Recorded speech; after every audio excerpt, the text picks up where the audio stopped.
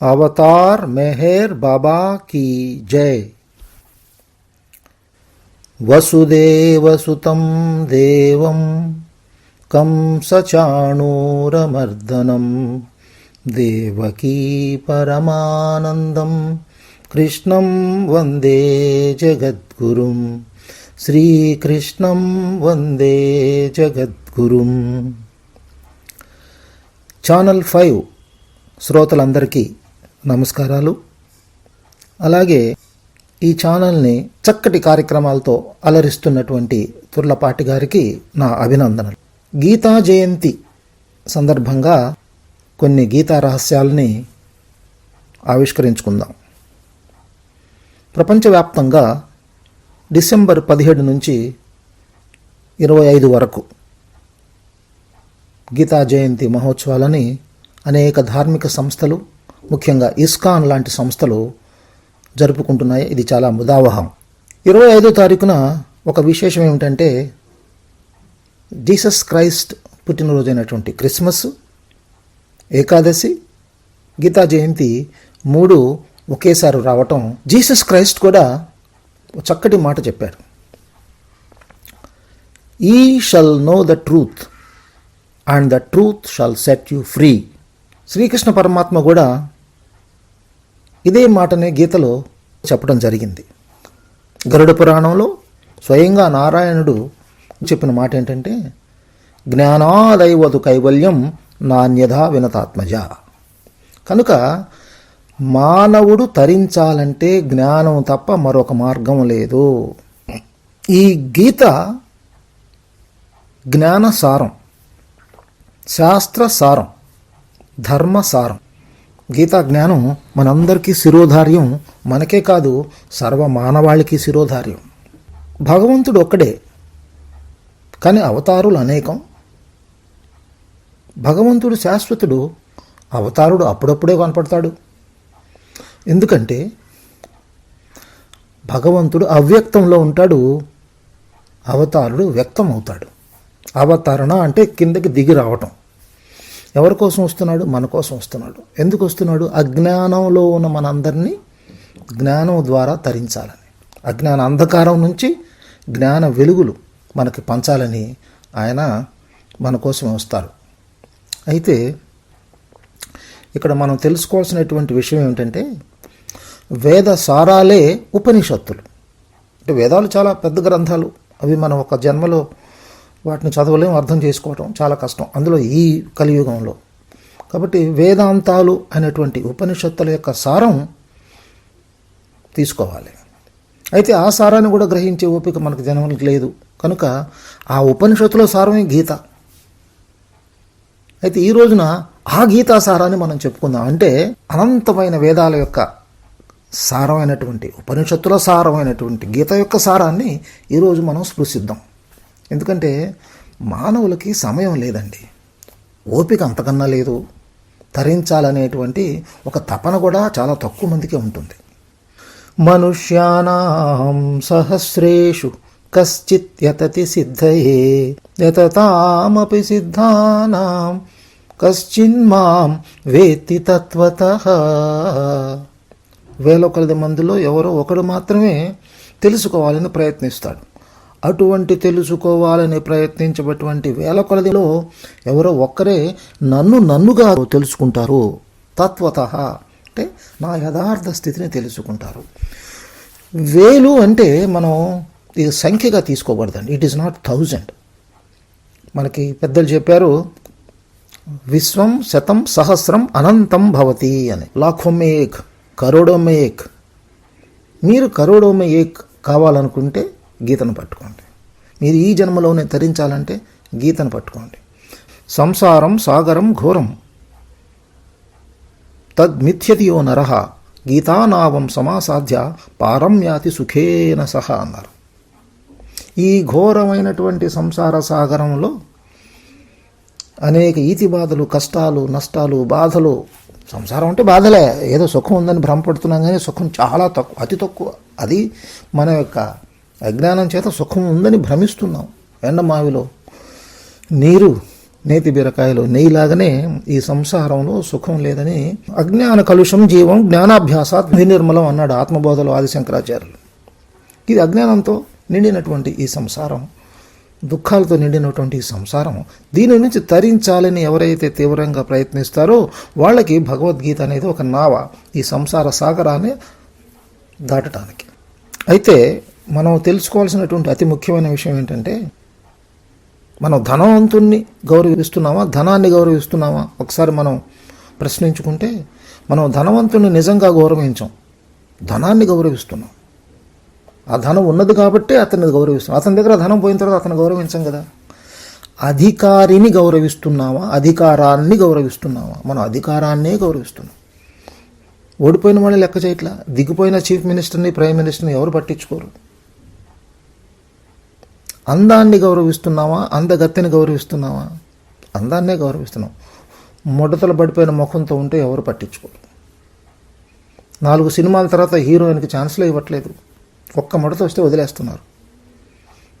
అలాగే కళని గౌరవిస్తున్నావా, కళాకారుణ్ణి గౌరవిస్తున్నావా?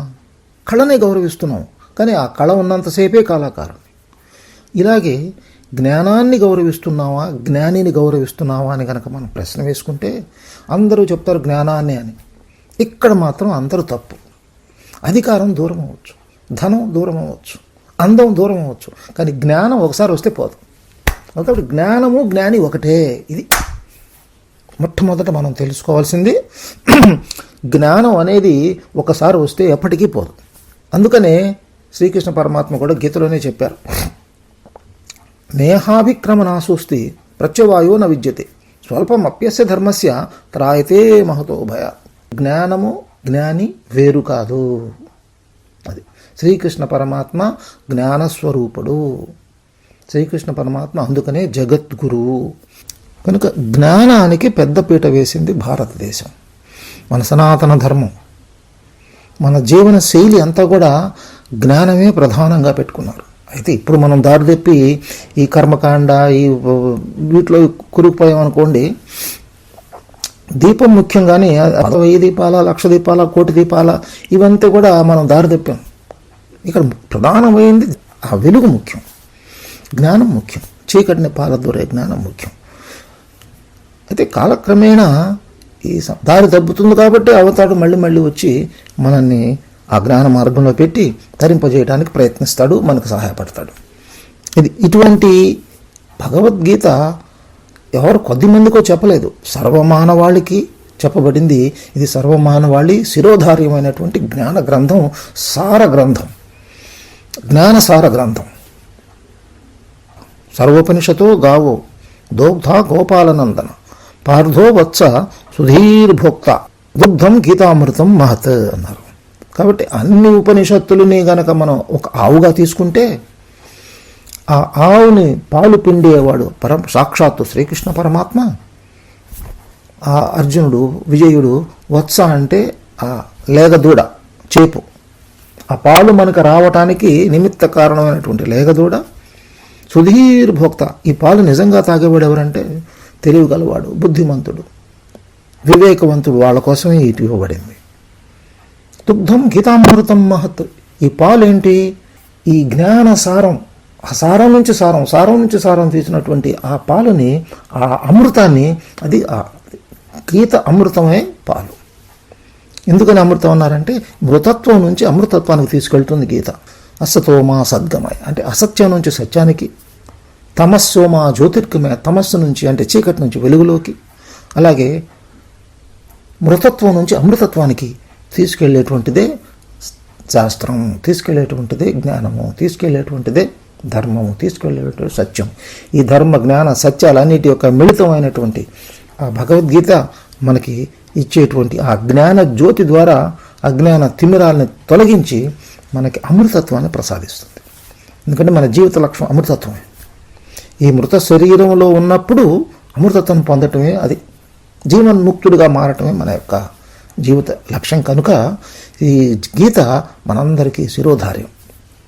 కాబట్టి జ్ఞానం గురించి మనం చెప్పుకున్నాం. జ్ఞానాదైవదు కైవల్యం నాణ్యత వినతాత్మజం నాణ్య పంద అయనాయ విద్యతే. జ్ఞానాన్ని మించిన మరొక మార్గమే లేదు. ఆ జ్ఞాన మార్గంలోనే మనం తరించాలి. అందరికీ తెలిసినట్లుండి తెలియని గీత గురించి. గీతా సారం మనకేం తెలియజేస్తుందంటే స్వస్వరూప జ్ఞానాన్ని తెలియజేస్తుంది. నీవెవరు, నీ నిజస్వరూపం ఏంటి, అది గీత మనకి స్పష్టత ఇస్తుంది. మనం అనేక మార్లు విన్నాం, నువ్వు ఆత్మవి, నువ్వు శరీరం కాదు, నువ్వు మనస్సు కాదు, నువ్వు ఇది కాదు, నువ్వు అది కాదని. ఆత్మ అనాత్మ వివేకం ఇచ్చేదే గీత. నిన్ను నీకు చూపించేదే గీత. పెద్దలు చెప్తారు, దర్పణం ముఖదర్శనం శాస్త్రే ఆత్మదర్శనం అని. ఒక అద్దం నీ ముఖాన్ని నీకు చూపిస్తే శాస్త్రం నీ నిజమైన స్వరూపాన్ని నీకు చూపిస్తుంది. ఆ గీతా శాస్త్రాన్ని మించిన శాస్త్రం లేదు కాబట్టి గీత ద్వారా నిన్ను నువ్వు తెలుసుకోవచ్చు. ఇది గీతాసారం. నిన్ను నీవు తెలుసుకోవటం కోసం చేసే ప్రయత్నంలో నీకు అత్యంత హితకారి, అత్యంత ఉపయోగకారి అయినటువంటి గీతను కనుక మనం అర్థం చేసుకొని, అవగాహన చేసుకొని, దాన్ని విశ్లేషించి బుద్ధిలో నిలుపుకొని అనుసంధానంతో గనక ఆచరించగలిగితే నీ స్వరూపం నీకు అర్థమైపోద్ది. శ్రీకృష్ణ పరమాత్మ పడ్డ తాపత్రయం అంతా కూడా నిన్ను నీకు పరిచయం చేయటం కోసమే చేసినటువంటి తాపత్రమే ఇది. మహావాక్యాలు ఉన్నాయి. తత్వమసి, తత్ త్వం అసి. అది తత్ అంటే అది, త్వం అంటే నీవు, అసి అయి ఉన్నావు. అది నీవే అయి ఉన్నావు. అయమాత్మ బ్రహ్మ, నీవు బ్రహ్మే అయి ఉన్నావు. కనుక నీవు బ్రహ్మే అయి ఉన్నావు, అది నీవు ఒకటే. అది అది అది అని చెప్పేటువంటి వేదం తత్ తత్ తత్ అంటే ఏంటంటే దాని గురించి ఏమి చెప్పలేక తత్ అన్నారు. అనేక ఉపనిషత్తులు ఉన్నాయి. అందులో 108 ఉపనిషత్తులు ముఖ్యమైనవి. అందులో కూడా ఒక 10 అత్యంత ప్రాముఖ్యమైన టాప్ 10. ఈస కేన కటు ప్రశ్న ముండక మాండూక్యో ఐతరేణ తైతరేణ చాందోగ్యో బృహదారణ్యకం దశ అన్నారు. ఈ 10 ఉపనిషత్తులు కూడా ముఖ్యమైనవి. అందులో మొట్టమొదటిదే ఈశావాస్య ఉపనిషత్తు. ఈశావాస్య ఉపనిషత్తుని ఎందుకన్నారంటే మొట్టమొదటి శ్లోకమే ఈశావాస్యమిదగం సర్వం యత్కించిత్ జగత్యాం జగత్ తేన తెక్తేన భుంజిద మా గృద కస్యసిత్ ధనం అనేటువంటి శ్లోకంతో మొదలవుతుంది. కాబట్టి దానికి ఈశావాస్య ఉపనిషత్తు అని వచ్చింది.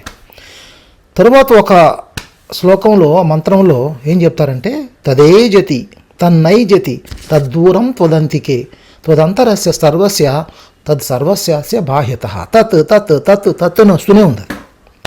ఏంటంటే తత్ ఏజతి తన్నైజతి, అది కదులుతుంది, అది కదలదు. తద్దూరం, అది చాలా దూరంగా ఉన్నది. త్వదంతికి, అది చాలా దగ్గరగా ఉన్నది. తదంతరస్య సర్వస్య, లోపలంతా అదే ఉన్నది. తద్ సర్వస్యాస్య బాహ్యత, బయట కూడా మొత్తం అదే ఉన్నది. కాబట్టి అది కదులుతుంది, అది కదలదు. అది దూరంగా ఉన్నది, అది దగ్గరగా ఉన్నది. అది లోపలంతా అదే ఉన్నది, బయటంతా అదే ఉన్నది. కానీ అది అది అంటున్నారు. ఏమిటి అది?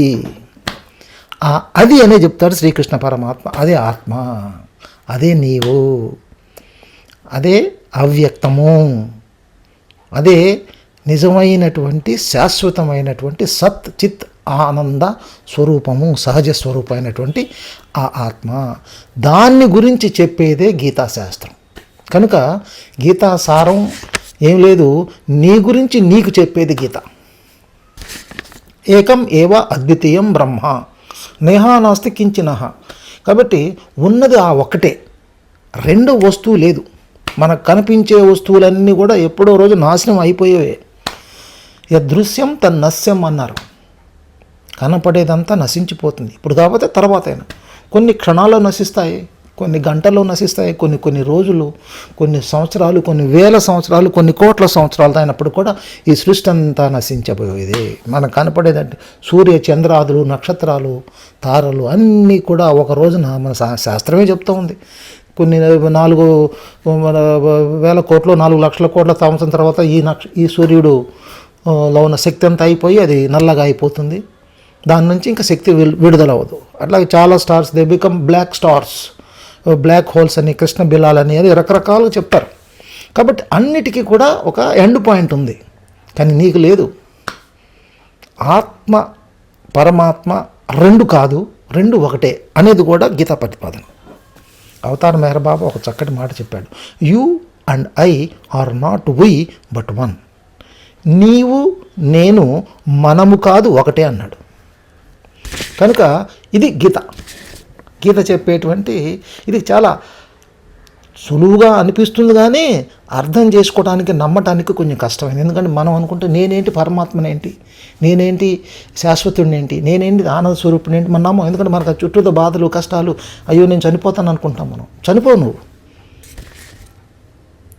నైనం చిందంతి శస్త్రాణి నైనం దహతి పావక నా చైనం క్లేదయంతి ఆపో నా శోషయతి మారుత అన్నాడు కృష్ణ పరమాత్మ. నిన్ను ఏ అస్త్రం కానీ, శస్త్రం కానీ, ఆయుధం కానీ ఛేదించలేదు, ఖండించలేదు, గాయపరచలేదు. నైనం దహతి పావక, నిన్ను ఏ అగ్ని కూడా కాల్చలేదు, ఏ నీరు తడుపలేదు, ఏ వాయువు నిన్ను ఆర్పివేయలేదు.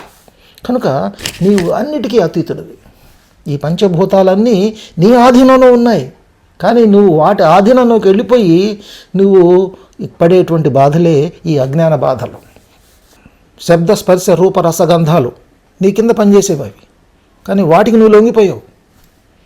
ఇది మనం చేసుకున్నటువంటి ఈ బంధాల కారణంగా, ఈ బంధనాలు మనల్ని బంధించడం వలన మనం ఇందులో చిక్కుకుపోయి నీ యొక్క ఐడెంటిటీని మరచిపోవటం వల్ల వచ్చినటువంటి ఇబ్బంది. అదే చెప్తున్నాడు శ్రీకృష్ణ పరమాత్మ. ధూమేన ఊర్యతే వన్నిః యదాదర్శో మలేన చ యతోల్బేనావృతో గర్భః తదా తేనేదమావృతం. అది పొగ ఆ మంటని కనపడకుండా చేసేస్తుంది. మనకు పొగ కనపడుతుంది కానీ మంట కనపడదు.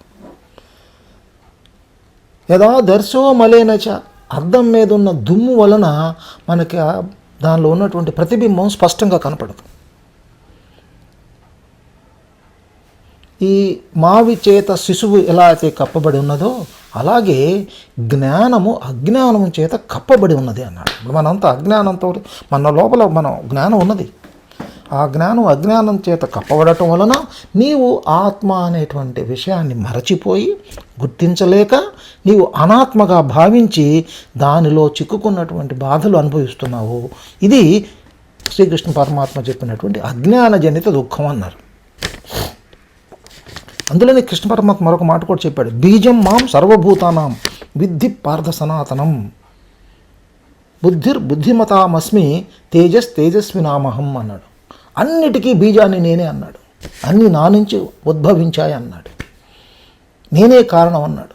సృష్టి స్థితి లయ కారణ సృష్టి స్థితి లయక కారణానికి కారణమైనటువంటి ఆ పరమాత్మ అన్నీ అందులోంచే వచ్చాయి. విద్ధి, తెలుసుకో ఓ పార్థ, ఇది తెలుసుకో, ఇది గ్రహించు, ఇది తెలుసుకోకపోవటం వల్ల నువ్వు బాధపడుతున్నావు.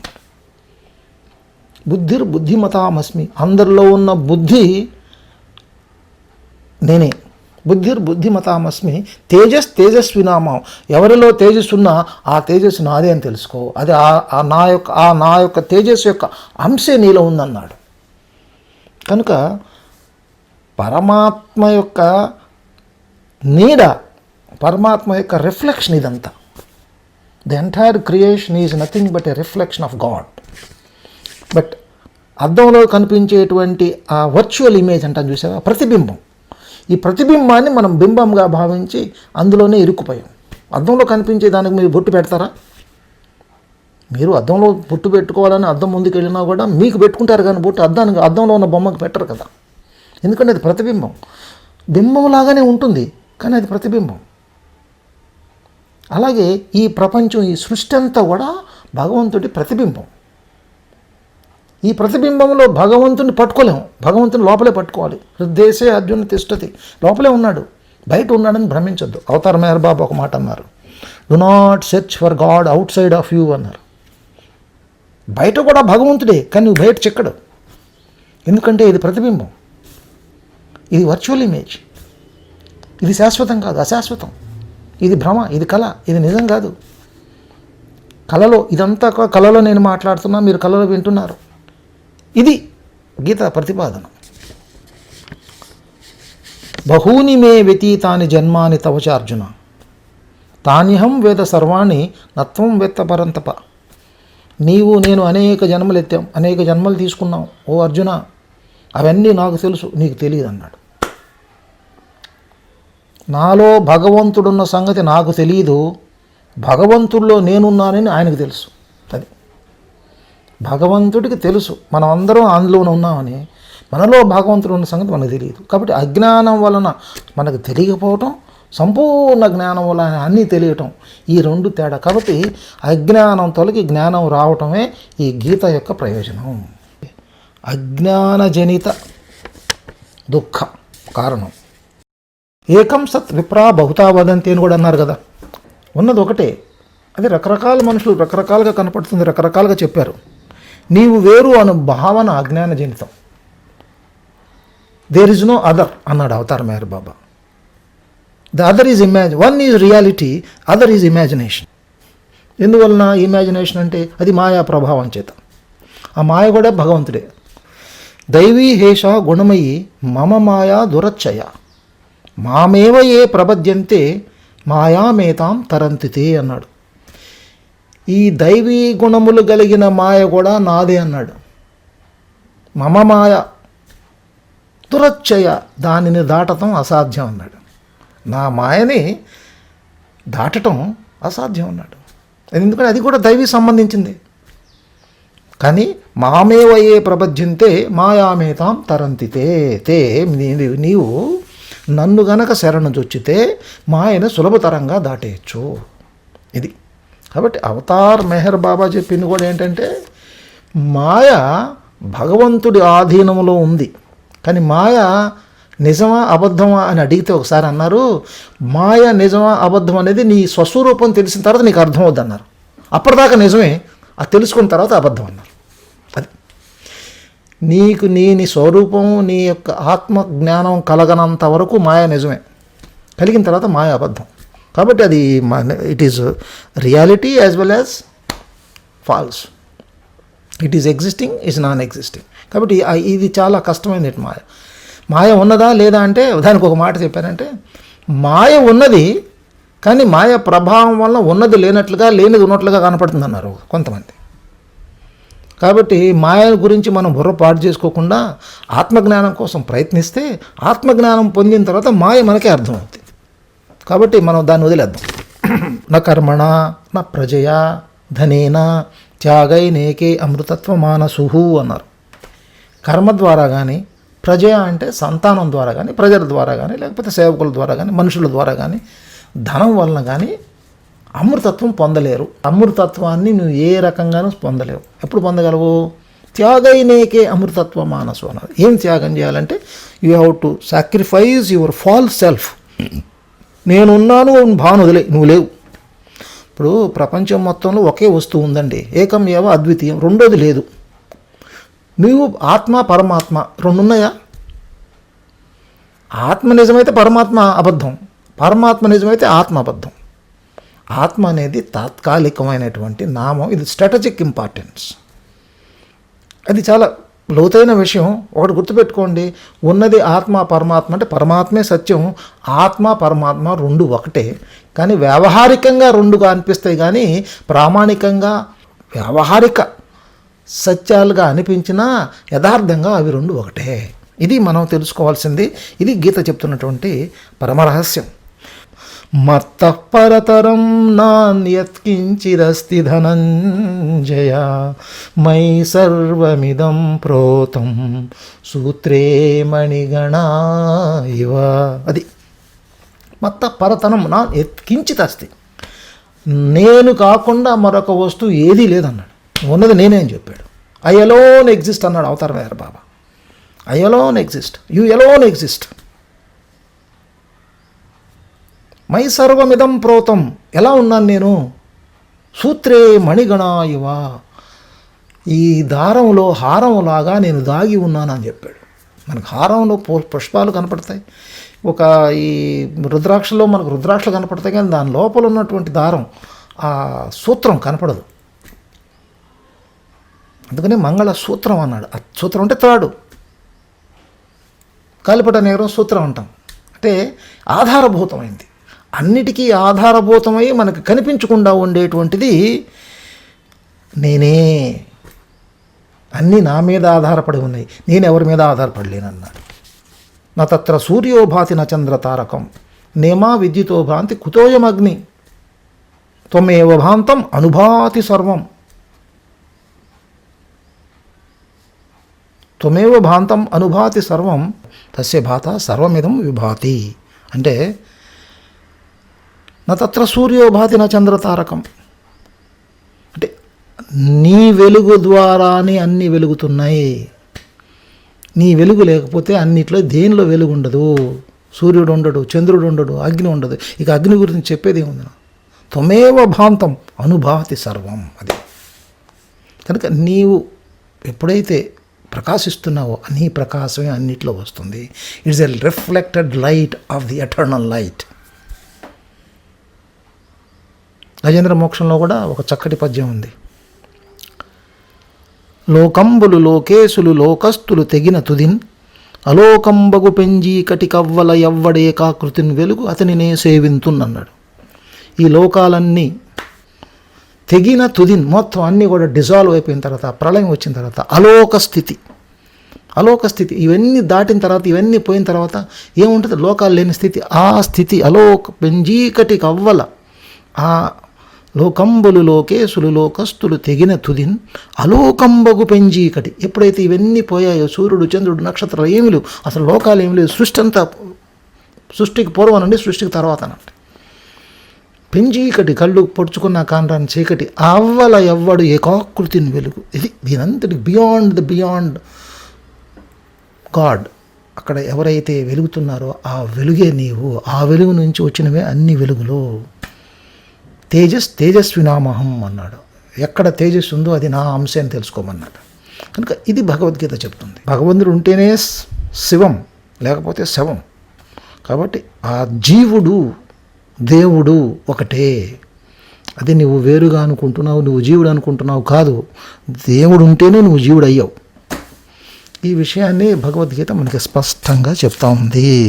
అది నేనుగాక మరొక వస్తువు లేదు, నేను అన్నిట్లో కూడా హారంలో దారంలాగా ఉన్నాను, మణులలో సూత్రంలాగా ఉన్నాను, కనిపించకుండా ఆధారంగా ఉన్నాను. ఆధారభూతుడిని నేను లేనిదే హారం లేదు, దారం లేనిదే హారం లేదు.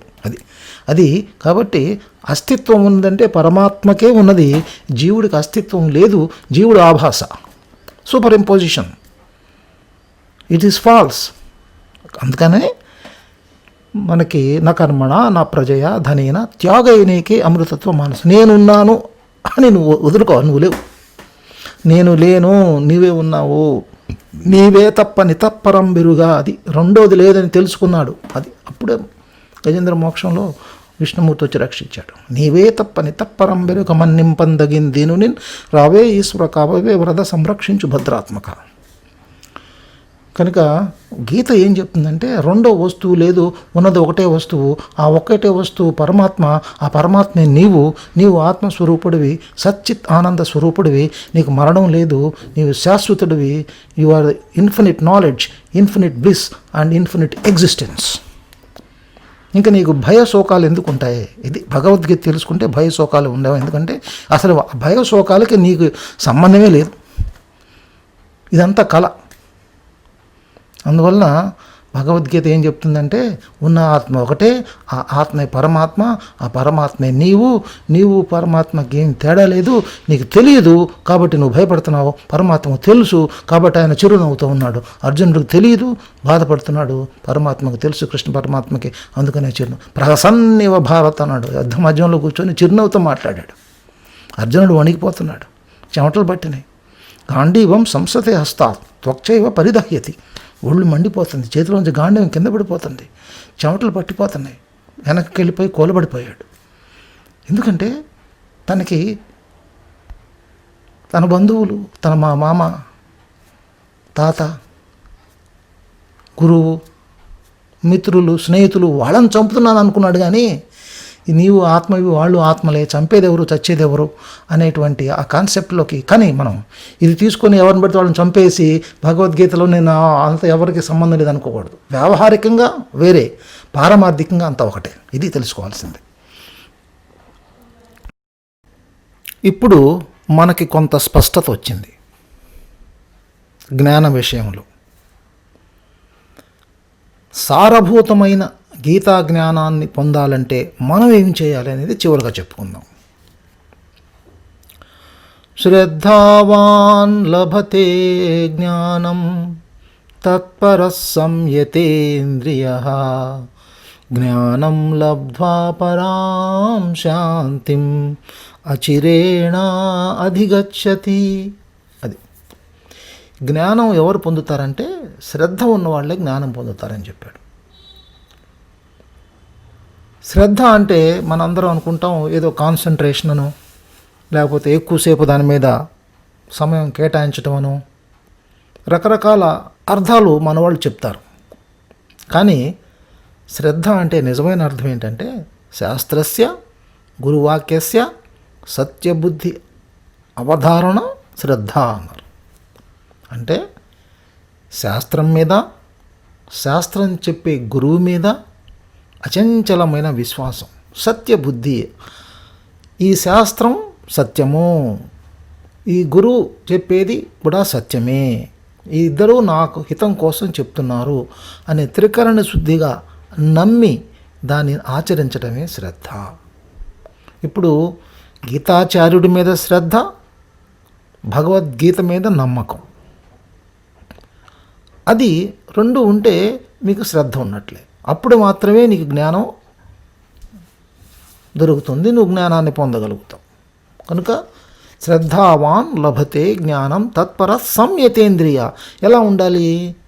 ఇంద్రియాలను నిగ్రహించుకుంటూ మనసు పక్కదోవ పట్టకుండా ఏకాగ్రమై సంపూర్ణమైనటువంటి విశ్వాసంతో శాస్త్రం మీద, శాస్త్రం చెప్పే గురువు మీద, ఆ గీతాచార్యుడి మీద, గీత మీద నమ్మకంతో కనుక నీవు వినగలిగి, దానిని ఆచరించగలిగి, దానిని విశ్లేషించగలిగి, నీ బుద్ధిలో స్థిరపరచుకొని అనుసంధానం చేసుకుంటే అప్పుడు ఆ జ్ఞానం నీ సొంతం అవుతుంది.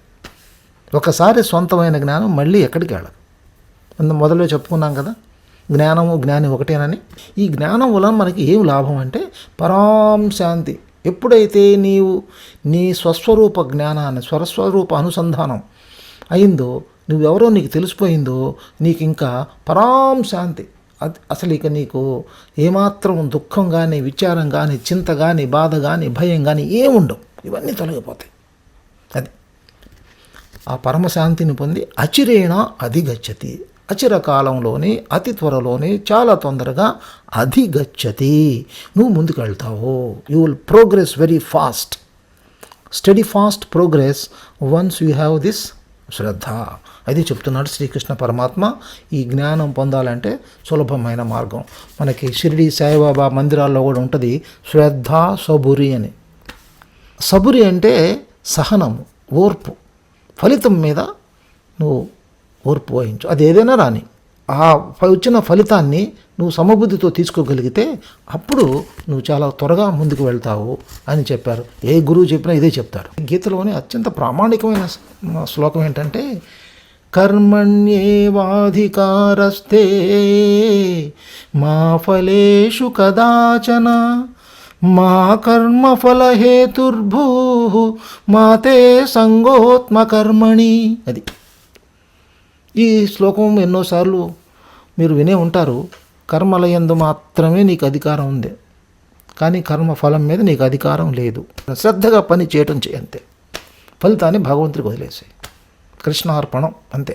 ఆగతే స్వాగతం కుర్యాత్. ఏదొచ్చినా సరే రాని, యాక్సెప్ట్ యాజ్ ఇట్ కమ్స్. భవితవ్యం భవత్యేవ. జరగవలసింది జరిగే తీరుతుంది, జరగవలసినది ఎటు జరుగును, కనుక మౌనమే వహించుము అన్నాడు రమణ మహర్షి. మన కర్మ సిద్ధాంతం కూడా అదే చెప్తుంది. అవశ్యం అనుభవగత్వం కర్మఫలం శుభాశుభం. మనం చేసుకున్న కర్మ మనం అనుభవించాలి. ఎవరు చేసిన కర్మ వారు అనుభవించక తప్పదు. ఎవరు చేసిన కర్మ వారు అనుభవించక ఏనాటికి తప్పదన్నా, ఎవరికైనాను తప్పదన్నా. అది కాబట్టి అది మనం నీకు ఏదొచ్చినా కూడా అది నీ కర్మఫలంగానే వస్తుంది కాబట్టి ఎవరో ఇచ్చింది కాదు, నీకు నువ్వే చేసుకున్నది. ఈ అవగాహన ఉంటే ఇక నీకు చింతలు, చికాకులు, ఈ అశాంతులే ఉండవు. అందుకని పరాం శాంతి. Okay, you face it. నా భుక్తం క్షీయతే కర్మ జన్మకోటి శతైరపి అంది శాస్త్రం. నీవు చేసుకున్న కర్మ క్షీణించదు, అది అలాగ ఉంటుంది. నువ్వు కర్మ మూటలు, కర్మ ఫలాలు నీ కోసం ఎదురు చూస్తూ ఉంటాయి. జన్మకోటి శతైరపి, 100 కోట్ల జన్మలైనా కూడా నీ కర్మ ఫలం నువ్వే అనుభవించాలి. ఈ విషయం తెలిసిన తర్వాత నీకు ఇంకా దుఃఖం ఏముంటుంది. Okay, let it come. ఒకవేళ కష్టం వచ్చింది, అమ్మయ్య పాపం నశించిపోతుంది. దుఃఖం వచ్చింది, ఓకే. సుఖం వచ్చింది, రా నీ ఆనందిద్దాం. కాబట్టి ఏదొచ్చినా కూడా అంతా మన మంచికే అనేటువంటి మనస్తత్వం కనుక నువ్వు అవలంబించుకుంటే, అంతా మన మంచికే అనేటువంటి మనస్తత్వం కనుక నువ్వు అందులో ఆ మనస్తత్వంలో కనుక నువ్వు స్థిరపడగలిగితే నువ్వు స్థితప్రజ్ఞుడైనట్లే. కాబట్టి శ్రీకృష్ణ పరమాత్మ ఏం చెప్తున్నాడంటే చివరికి, నీవు స్థితప్రజ్ఞుడు కా.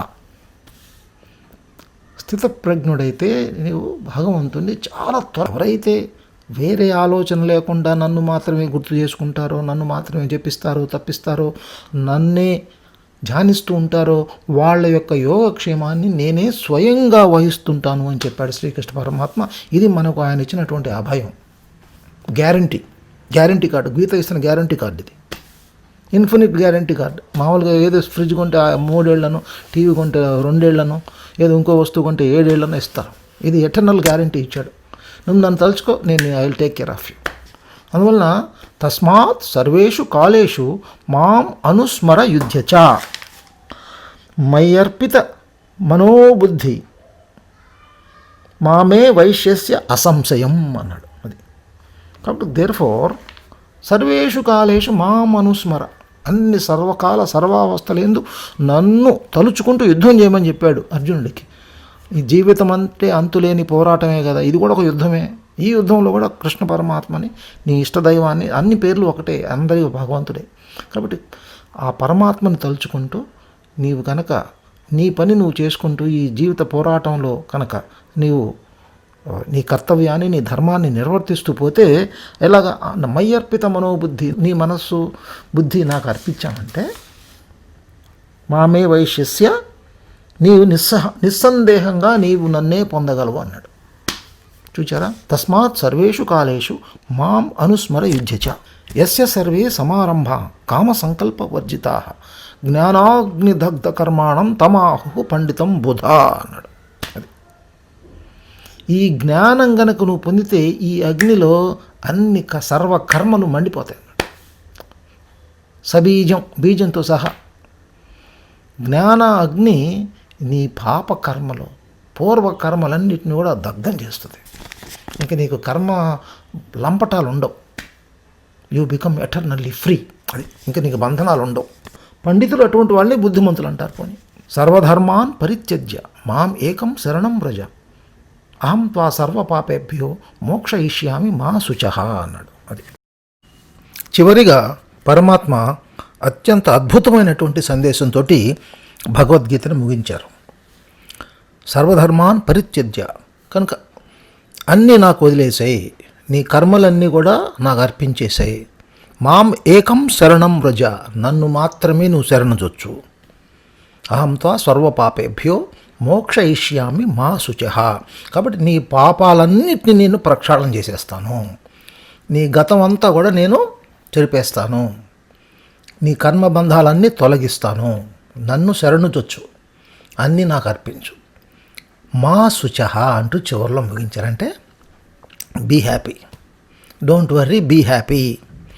అశోచ్యాన్ అన్వశోచస్త్వం ప్రజ్ఞావాదాంశ్చ భాషసే గతాసూన అగతాసూచ్య నా అనుశోచంతి పండిత అంటూ మొదలుపెట్టినటువంటి శ్రీకృష్ణ పరమాత్మ చివరిలో మా శుచః అంటూ ముగించారు. కాబట్టి అశోచ్యాన్ మా శుచః అంటే 2 మాటలు అర్థం తీసుకుంటే డోంట్ వర్రీ, బీ హ్యాపీ. ఎందుకంటే ఇవి అన్నీ కూడా నీకు ఏమీ అంటదు. పద్మపత్ర వివాంభస, తామరాకు మీద నీటి బొట్టులాగా ఈ ప్రపంచంలో ఉండు, ఏమీ అంటించుకోకు, అన్నీ ఆయనకు అర్పించేసి ఆయన చూసుకుంటాడు. ఇదంతా ఒక నాటకం, ఇదంతా ఒక కళ, ఇదంతా కూడా ఒక జీవితమిదం త్రుటిద్వయ క్రీడ అన్నారు. ఒక ఆట, పరమాత్మకి ఒక ఆట, ఒక లీల. అందువలన నువ్వు దానిలో సీరియస్గా ఇన్వాల్వ్ అయిపోయి బాధపడద్దు. ఇది సినిమా హాల్లో నువ్వు చూస్తున్న సినిమా. నువ్వు కూడా సాక్షీభూతంగా ఉండటం నేర్చుకో. అదే స్థితప్రజ్ఞత్వం. ఏది జరిగినా కూడా సమంగా ఉండగలిగి ఈక్విపాయిస్, స్థితప్రజ్ఞత్వం. కష్టాల్లో నష్టాల్లో, లాభాల్లో నష్టాల్లో, అన్ని సందర్భాల్లో కూడా నువ్వు ఆ ఈక్వానిమిటీ నువ్వు కనుక మెయింటైన్ చేయగలిగితే నువ్వు స్థితప్రజ్ఞుడి అవుతావు. మిగతా అన్నీ కూడా నేను చూసుకుంటాను, నాకు సర్వం అర్పించి నీవు ఆనందంగా ఉండు అని చెప్పాడు. కాబట్టి అవతార్ మెహర్ బాబా కూడా ఒక మంచి మాట చెప్పారు. Under all circumstances do your best and then don't worry, be happy అన్నారు. So don't worry, be happy అనేది భగవద్గీత సారం కూడా అదే. అనవసరంగా ఎందుకు బాధపడతావు అంటూ మొదలెట్టి నువ్వేం బాధపడకంటూ ముగించారు. కనుక ముగింపు మనకు ముఖ్యం. ఆది అంత్యం రెండు కనుక మనం సమన్వయం చేసుకోగలిగితే జీవితంలో ఎప్పుడు కూడా మనం బాధపడం. అందుకనే గీత యొక్క చివరి మాట ఏంటంటే ఆ ఫలశ్రుతిలో భయశోకాది వర్జితా. కాబట్టి ఇది తెలుసుకున్న వాడికి భయం శోకం ఉంటుందా, తర్వాత ఆ పరమాత్మ పరంధామం కూడా దొరుకుతుంది. కాబట్టి ఇహపరాలు రెండు ఉంటాయి. కాబట్టి అవతార్ మెహర్ బాబా కృష్ణుడిగా రాముడిగా వచ్చినప్పుడు కూడా ఇదే చెప్పానని చెప్పారు. ఎప్పుడు వచ్చినా నేను ఇదే చెప్తున్నాను. కాబట్టి my eternal message is love. భగవంతుడిని ప్రేమించండి, భగవంతుడిని సదా విశ్వసించండి, భగవంతుడిని సదా స్మరించండి. స్మర్తవ్యం కర్తవ్యం. Just remember me, I will take care of you అన్నారు బాబా. కనుక చివరిలో కూడా చెప్పారు కదా, అంత్యకాలేచ మామేవ స్మరణ్ ముక్తా కళేవరం. చివరి క్షణంలో ఎవరైతే నన్ను గుర్తుపెట్టుకుంటారో శరీరాన్ని వదిలేటప్పుడు ఆఖరి శ్వాస సమయంలో వాళ్ళు నన్నే పొందుతున్నారన్నాడు. కనుక మీరు భగవంతుని కనుక సర్వకాల సర్వావస్థలు ఎందుకు గుర్తుపెట్టుకుంటే మీకు మోక్షం అష్యూర్డ్. కనుక దీంతో మనం ఈరోజు గీత సారాన్ని, గీత చెప్పినటువంటి అత్యంత అద్భుతమైన రహస్యాలని కొంతవరకు నాకు తెలిసినంత మేర ఆవిష్కరించగలిగాను. స్వస్తి. ఓం పూర్ణమద పూర్ణమిదం పూర్ణాత్ పూర్ణముదచ్యతే పూర్ణస్య పూర్ణమాదాయ పూర్ణమేవావశిష్యతే.